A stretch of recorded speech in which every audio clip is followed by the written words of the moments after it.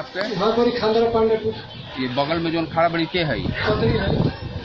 Hello हमारे पुष्पा देवी नाम है। का भय रहा तहार गिल्टी कहाँ वहाँ छाती में दोनों छाती में गिल्टी हो रहा। अच्छा ये कहाँ दवाई भय रहा पटना भर रहा पटना से रेफर कैल जाए के बॉम्बे। अच्छा। ऑपरेशन हुई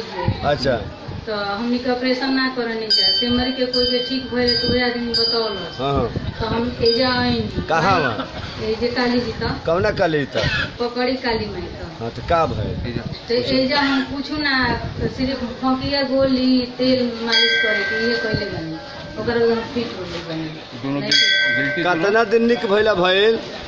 हमारे एजा और साल भर हो गई अभी 6 महीना हम तेल मलले बनी अब तेल ना मनी ना ठीक हो कितना दिन से तेल बंद कर दिले बड़ू 6 महीना से आ ठीक हो गइल बा हाँ। 6 महीने से ठीक भइल हाँ एकदम क हजार के लगभग दवाई गोइल होई जैसे दवाई कितना 6 महीना दवाई गोल बा माने क रुपया के लिए तो लो दवाई एक खाला में एक खाली में लेके जात रहनी 100-150 रुपये की दवाई बस माने 100 रुपया 150 250 हो गइल एगो बोलल जाला सच्चाई बोलना है 150 के दवाई जात हुई 150 के दवाई तर लो 15 दिन के कि महीना दिन के 8 दिन पर हम निकल जाते नहीं जा आ दवाई कितना दिन जात रहला वो वो अपना मन के रहला जन खात रहनी जले खात रहनी और रात लत चले आत रहनी। अच्छा अच्छा अच्छा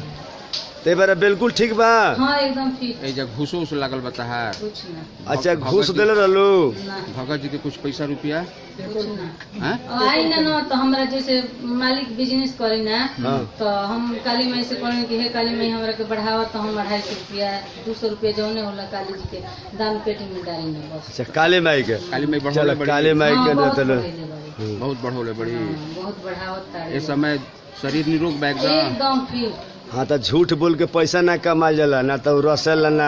बोलो जाओ काली माई की जयकार तो जय हिंद। काली माई की जय।